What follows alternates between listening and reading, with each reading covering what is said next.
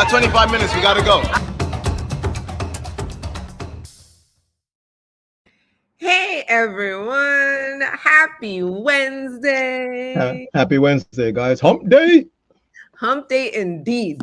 Excited to be back with you guys for another Wednesday on Say That channel. If this is the first time that you're with us, please put a 1 in the comments. We want to shout out all of our first-time visitors.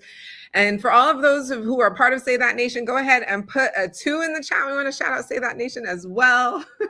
So happy for our community to be joining us again. And for those of you who are new, let's just tell you what you're in for. We are all about the ugly come up of entrepreneurship. You know how you hear those stories about people who start with nothing and then have massive success? But what happens in the middle? What happens during the ugly come up? What's the mindset you need to have? What are the holes you need to circumvent? That is what we are here to talk about. So my name is Janelle Villiers. That over there is Winston Broderick. We are your hosts for Say That channel, and we're excited to be with you. We have topics that we typically talk about, but here's the deal. We only got 25 minutes to talk or answer the topic question of the day. And then what happens when we run out of time? Oh no, what do we do? Well, just pop on over to Patreon. That is where you will find all of our overtime segments with all of our guests. You will get so much more nuggets, so much more insight there. We have the recordings from all of our guests there. It is a wealth of knowledge. So pop on over if you aren't already to Patreon, and you can catch all of that. Absolutely. And on the YouTube side, guys, make sure you like the video, subscribe if you're not one of our subscribers already, and share the video with somebody who you think can get some value from it. All right, let's jump into today's topic. Could your assumptions about other cultures be hurting your business? Wow. This question. Is a great question. I know Winston and I have tried to tackle this on our own, but we have someone amazing who is going to be helping us answer today's topic question of the day. Not only is she a wife, she is a founder. She is a professional speaker. She is an award-winning author. She is an entrepreneur. She is absolutely a trailblazer. Everybody, please welcome Deborah Levine. Our next guest.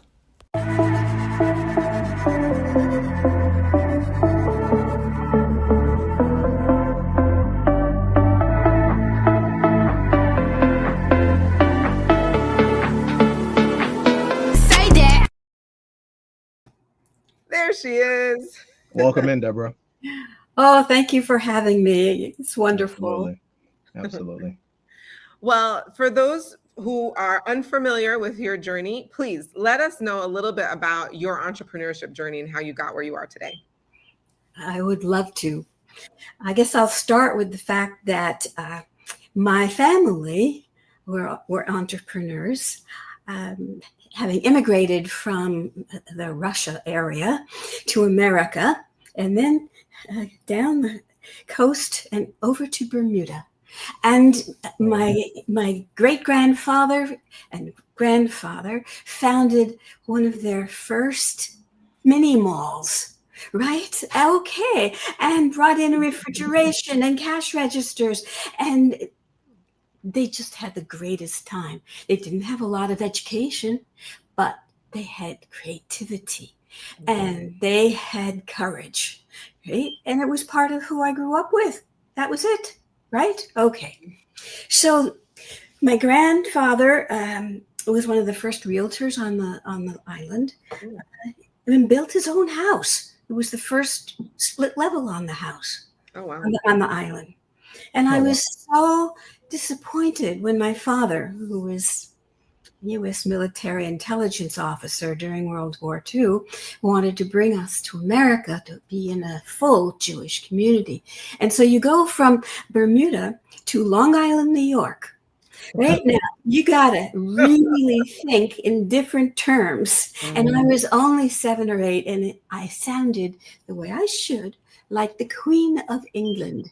And you can imagine how well that went over on the recess playground. And so I got beaten up, and I didn't know what I was going to do with it. And here's what I did.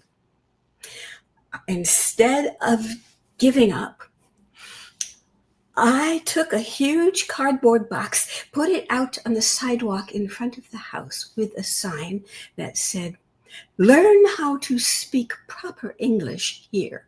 And opening up my first business, right? Oh, wow. in elementary school, just as a kid.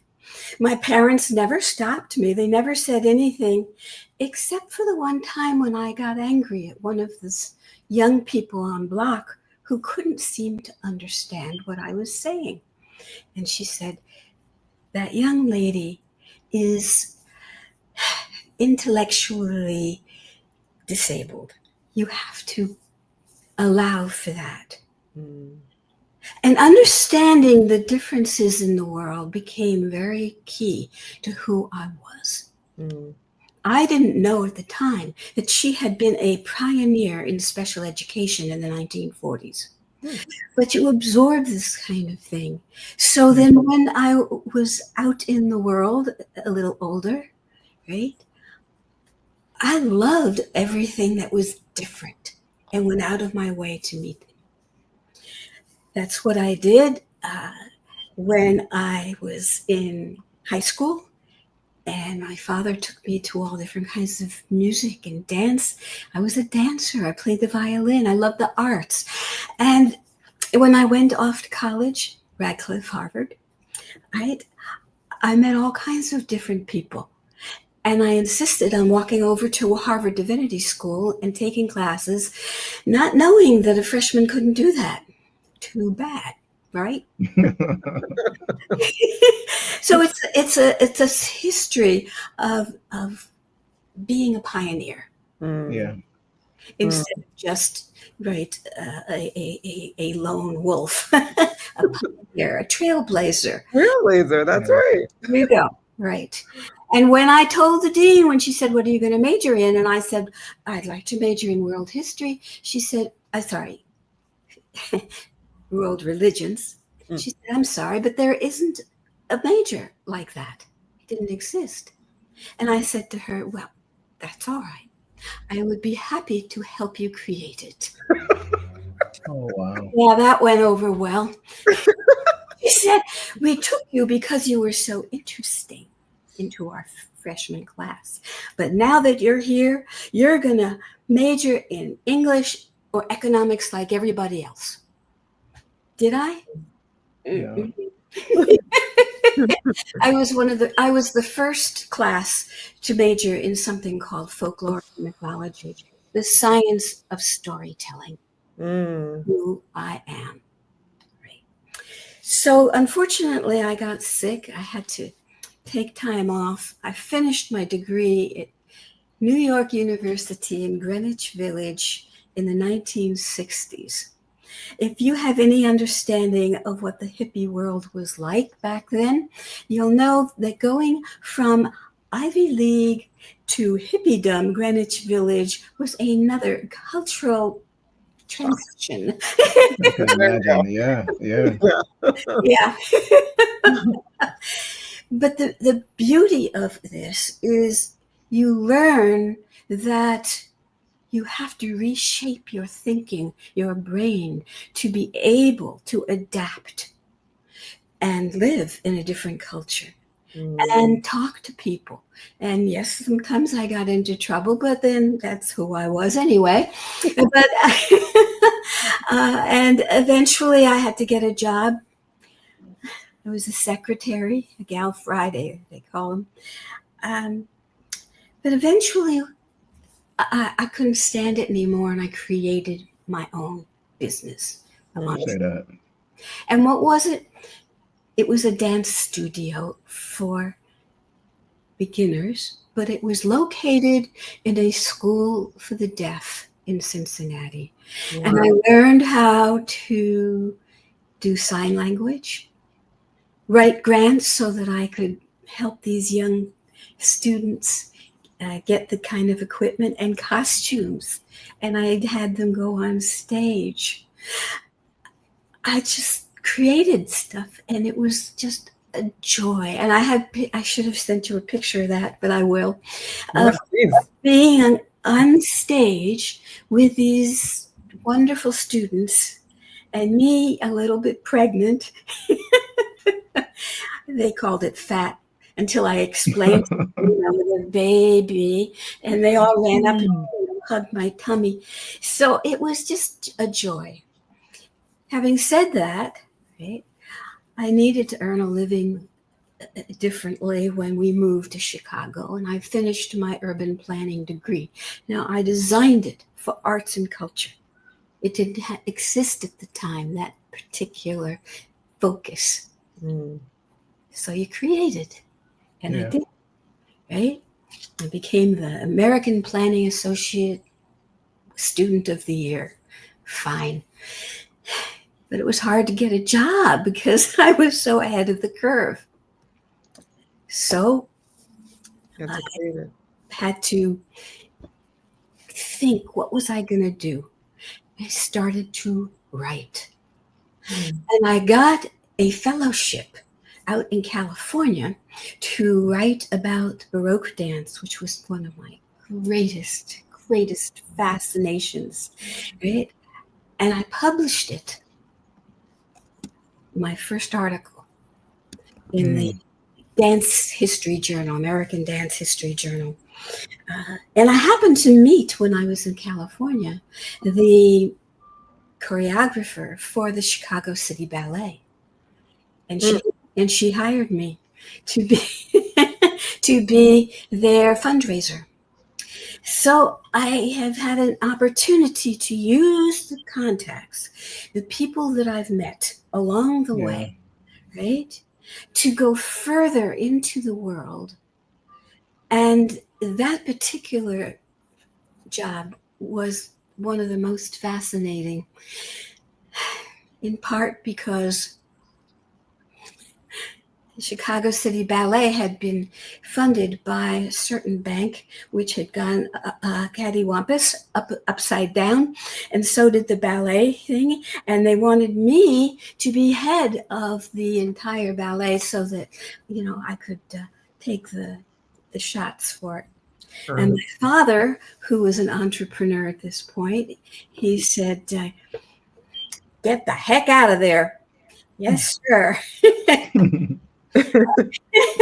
And I did, and I became the project director for a Chicago City nonprofit. Now, the interesting thing about that was there was only one staff person, me, but they wouldn't make me executive director. Now, if you have the passion for running stuff and getting the title and the money that you deserve, right, you know you're not going to stay in that situation forever. Right. And I did not. Yeah. Did not. And I decided that with my mother kind of having cancer, I would do something on her behalf. I took a job with the American Jewish Committee in Chicago. And I was going to do something with politics. They hired me to do something with the Catholic Jewish dialogue, be the head of it. And I said, "Why me?" And they said, "Well, you grew up as the only Jewish little girl on the island. You're used to representing. You spent time at Harvard Divinity School, so you know a few things, both Jewish and Christian. And nobody else in the office wants to touch it with a 10-foot." The real reason. Okay, I needed the money. I didn't know anything. At least I didn't think I did. Yeah. Many people don't think they did, Yeah. but they do. Yeah. So I'm sitting there in my office. I have a whole office to myself with a window overlooking Chicago, going like, and a gentleman like 6'3" in a priest's outfit comes to my door, and he says, "You're going to need me." I said, "I have no idea who you are, but I'm sure you're right." Well, it turns out that the Reverend Dr. John Polakowski, who was a sweetheart, was a Polish Catholic who was also a founding member of the Holocaust Museum Committee in Washington. Now, sometimes I think it was, divine intervention that I would meet these people. And maybe it was, because it was only shortly thereafter that I understood what my dad had seen. during the Holocaust and the war. And it was only thereafter I ran the 1990 National Conference on Christian-Jewish Relations, that I met with people from the Vatican, that I met with people like Jan Niemöller, whose father had been a key figure during the Holocaust, to understand better just what it was. And I read history books and all that. And I'd started a master's degree in Jewish studies at Spertus Institute. But I got sick again and I couldn't stay with the AJC. And when I got better, I still wanted to be executive director of stuff. Yeah. If you know, it doesn't leave you to be in charge. Is ingrained within you. So I took a job up in Rockford, Illinois, which is north of Chicago, as the executive director of the Jewish Federation. It was part-time, but one of the fascinating things was it had been a place where a lot of Holocaust survivors had ended up. And so for one of my classes in my master's degree, I interviewed them and created a script and a classroom video teaching with those interviews about the Holocaust. The guy who did the actual videotaping said to me, "Are you sure you're ready to actually hear this?" And I said, "Oh, I've studied it all the time." He said, "It's different when you see it and hear it in person." And it was. I have to say that I think is what is really important with the assumptions with culture, is that people sometimes aren't exposed to different cultures, and that is a part of like the issue. That's what makes it really difficult. Exactly. They may read about it, or they may have this kind of training that says do this, don't do that. That doesn't work. You have to experience it. You have to have the neural network, right? Place that information into your brain so that it has context. Totally agree. So guys, in today's diverse world, cultural humility isn't just an advantage, it's a necessity. Take your leadership and your teams to the next level with the Matrix Model Management System, the Guide to Cross-Cultural Wisdom, a groundbreaking approach by Deborah Levine. This powerful system walks you through a 3-step process that helps you avoid costly misunderstandings and mistakes. Used by corporations, community organizations, and government agencies, it harnesses the science of storytelling, emotion metrics, and the smart decision-making matrix to transform the way that you work across cultures. Rooted in neuroscience, the matrix system builds the brainpower needed to bridge cultural gaps and to drive success. Get your copy today on Amazon. And don't forget the perfect companion for team development, Unbiased Guide for Leaders. Master cross-cultural wisdom and lead with confidence. So those books are available. If you go into the description, you can definitely grab those books by Deborah. They're phenomenal at targeting exactly what we have been talking around and getting to today. And you were just talking about that matrix. But please, if we could think about, I mean, I'm sure, first of all, now everyone understands why you are the perfect person to answer today's question. Would love to hear your thoughts on, could your assumptions about other cultures be hurting your business? What do you say, Deborah? So there are several ways in which to look at this. One is internally with your employees, right? You certainly want their best to be out there. You want your teams to be able to work together and be innovative. And if you are unaware of the cultural differences, right, you may make some mistakes that some will forgive you for and others will not. Yeah.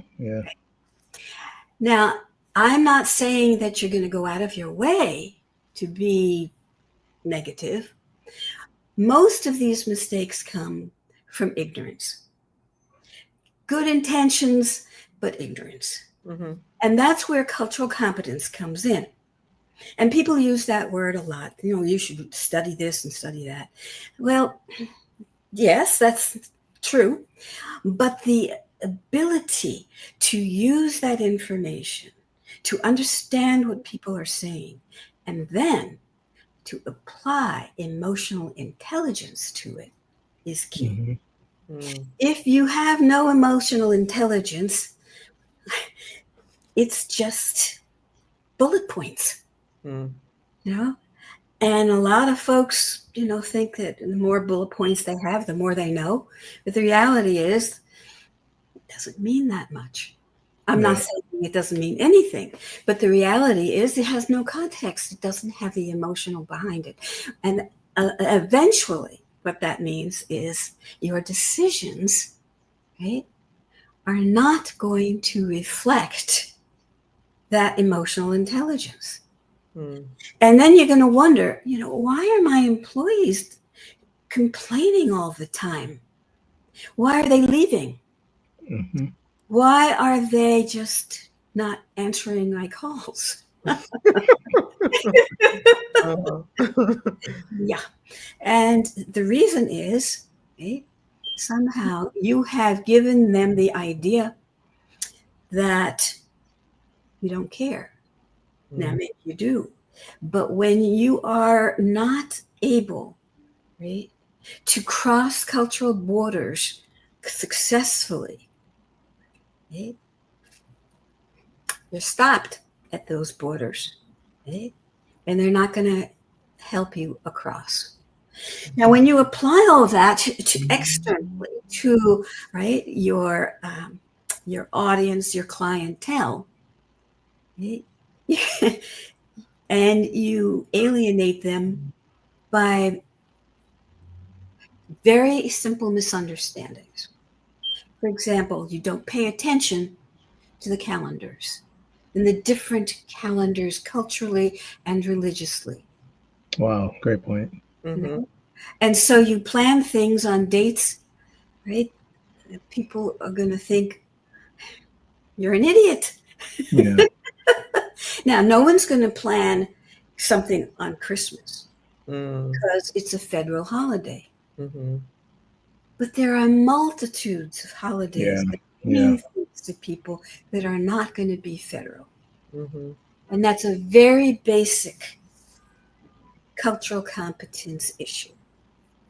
The other thing I've noticed on those holidays, you invite people in, you feed them. We're going to have a celebration. Okay? And then you feed them things that they can't eat. There's taboo. Yeah. That's not going to go over well. Right. Because things that relate to belief systems, whether it's the holidays, what you eat, taboos, special days, are deeply ingrained in us. The likelihood that you'll be forgiven for that is not great. Mm. Makes So, a lot of sense. yeah. Deborah, there's a question in the chat I wanted to get to. It says, what can the average person do today in this climate of disruption and division on a day-to-day with a new employee onboarding? On day one, excuse me, of a Day new one. employee's onboarding. Okay, so we have an environment these days that is indeed divisive, right? And you have a new employee, what are you going to do? So one of the things that I recommend, right, is that you use some of the matrix model management system strategies and sit around the table as a team, right, and just tell a little story, maybe about your name. Where does it come from? How did you get that? It is not a really divisive question. Right. Yeah. Yeah. Well, tell us what it means to you. Names are incredibly important to people. Mm. What do you like to be called and why? It's a good way to start building a relationship without going into issues that are very, very political. What a great point. I love that. Yeah, And it also good. Go ahead. I No, was go going to ahead. say, that's the sweetest sound for most of us, is the sound of our name. Ah, the time went by so fast. Okay. All right. So, guys, we definitely want to make sure you guys connect with Deborah offline. So here is her Instagram. And again, all the information is in the description below. Here she is on Facebook. Here's her LinkedIn, She is a real person. She will respond. her website. I love the website, by the way. And I know we haven't even her gotten to that. email. The American I Diversity know, I Report. know. How you No. founded that.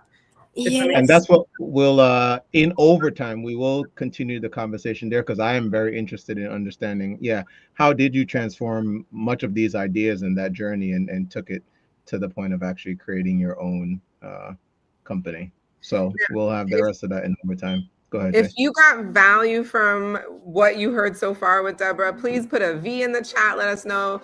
We love to share with Deborah all of the positive feedback, because I know she helped a lot of people. Absolutely. All right. And for everybody else, again, if you haven't already done so, remember, you share this amazing video. Deborah's story was very, very powerful. I know I definitely got inspired. And for everyone else, we'll see you guys in overtime in a few minutes. So until then, as always, remember, you deserve the good life. Say that. We'll see you guys soon.